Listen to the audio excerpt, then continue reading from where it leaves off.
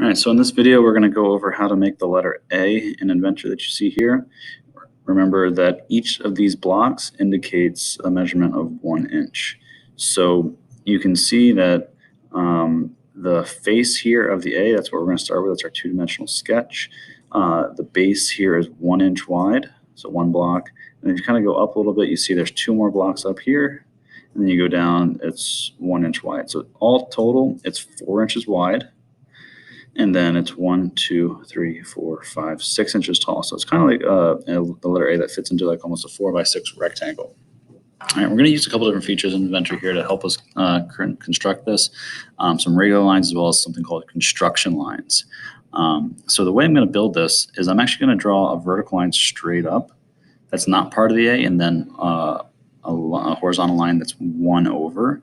And those, since those are not actually part of the A, those are going to be construction lines. Once I get 1 over, I'm going to go along the top here too. I'm going to change that back to a normal line and then continue that process back to a construction line 1 over, 6 down.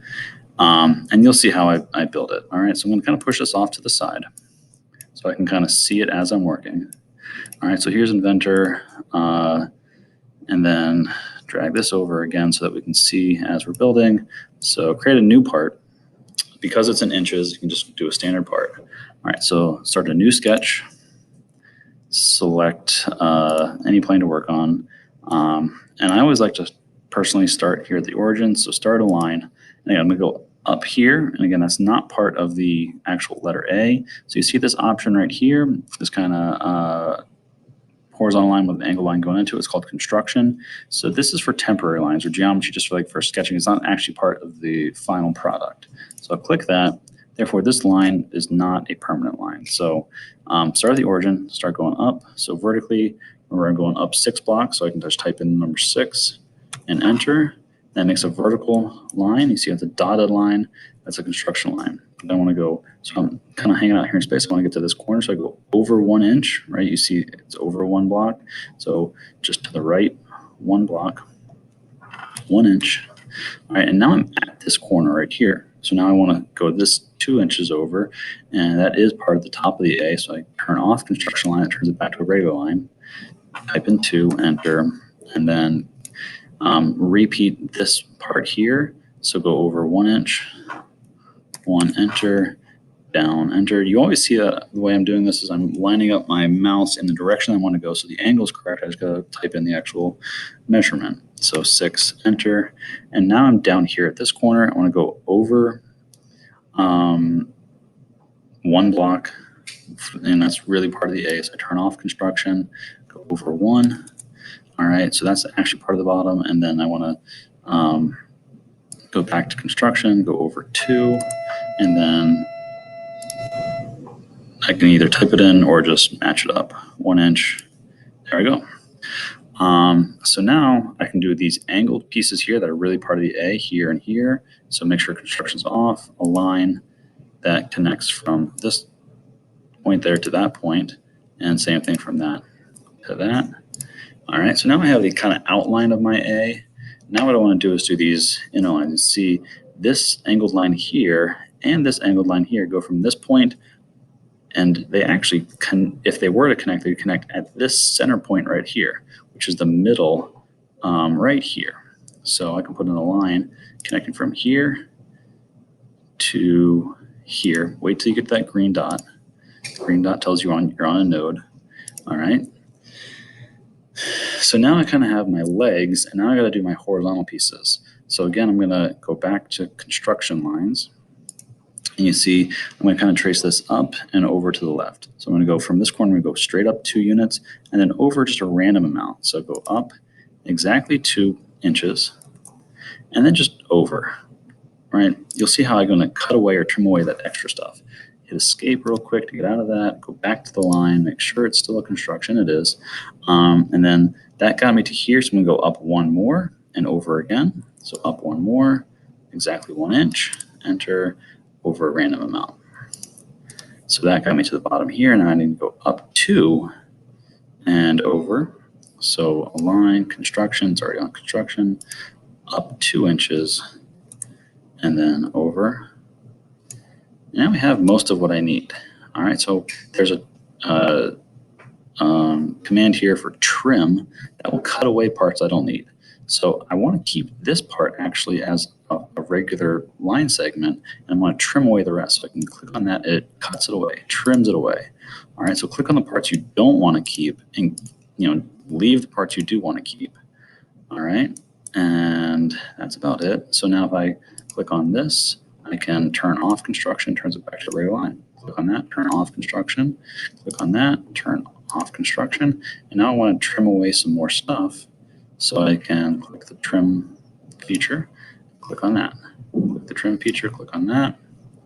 And oh, looks like I forgot to turn that to a regular line. So click on that, unselect. All right. And now I can, if you want to keep your construction lines, you can. Just if you want to just clean them up, it's almost like just erasing on your paper. Just get rid of those things. Not needed. All right. And now I want to trim out some of this other stuff that I don't need, like this part here. You don't see that line there and that line in there. So again, click on trim, get rid of that, get rid of that, get rid of that, get rid of that. Zoom out a little bit. Now, other than the, there's a couple construction lines I can get rid of. Delete that, delete that, delete that, and then delete this one construction line down here. There you go. There's my A. So then I can finish my sketch, zoom out a little bit, hit on extrude. You see it's 2 inches wide. So select the face of the A and change it from 1 to 2 inches and say OK. And if you'd like to change any materials, you're welcome to just kind of play around at this point. Feel free to change the material. Let's see.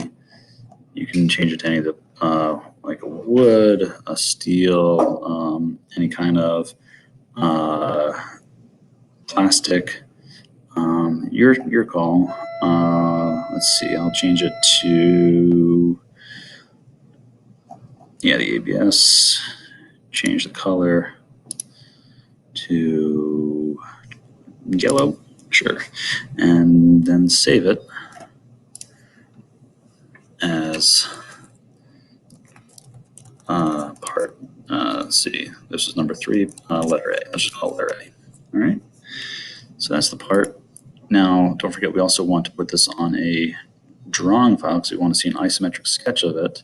All right. So go back to your home screen, click the home button, a new drawing. So click on drawing. It may take a little bit for it to load up. This is a huge sheet of paper. We don't need it that large. So if you right click over here on ANSI large, say delete that. We don't need the border either. Delete that. Just click on the sheet, right click, say edit sheet, change it to size A. That makes it like a regular 8.5 by 11. And then we place view, click on base, letter A. If you want the isometric view, you click on the home button, and there you have it. Scale, we can make it a 1:1 scale. It'll fit. And then these are the different types of views. We're going to want it to be hidden line. That way it'll just show up almost like it is here. Say OK. And there's your nice isometric view of your letter A. All right. And then you can take a screenshot of that. If you're looking for the screenshot, you can just type in clip or snip, SNIP, snipping tool, snip and sketch. That's the easiest one to use. Just click new. You can take a quick screenshot there. It's saved on your computer. And you can just paste it there. All right. And you'll do that for all 3 of your pieces here, and then hit submit. All right.